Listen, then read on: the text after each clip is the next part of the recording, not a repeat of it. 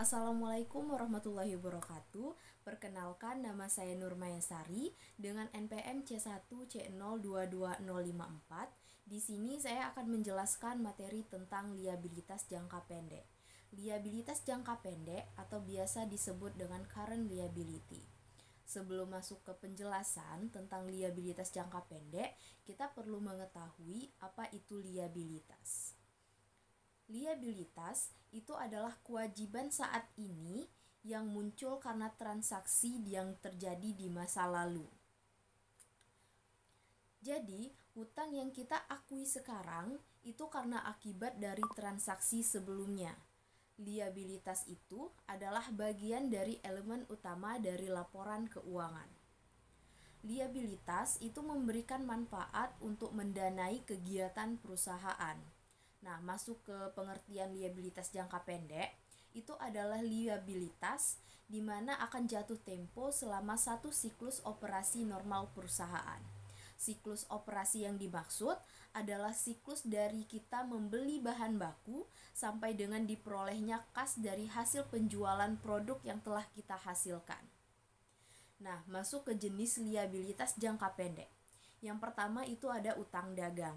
Utang dagang ini timbul ketika kita melakukan pembelian secara kredit. Yang kedua itu ada wesel bayar atau biasa disebut dengan notes payable.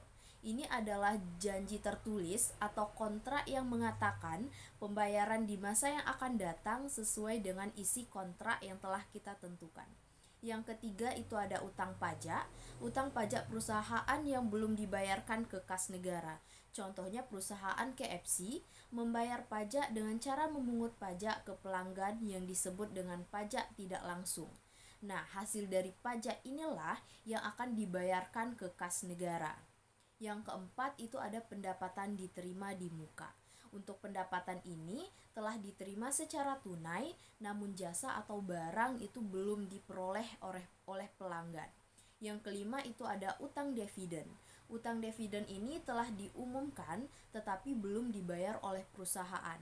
Yang keenam itu ada utang terkait gaji karyawan. Ini adalah beban gaji yang telah terjadi namun belum juga dibayar. Contohnya itu adalah iuran pensiun dan asuransi untuk karyawan. Nah, cara melunasi liabilitas itu ada 3. Yang pertama dengan cara perusahaan kita mengeluarkan kas.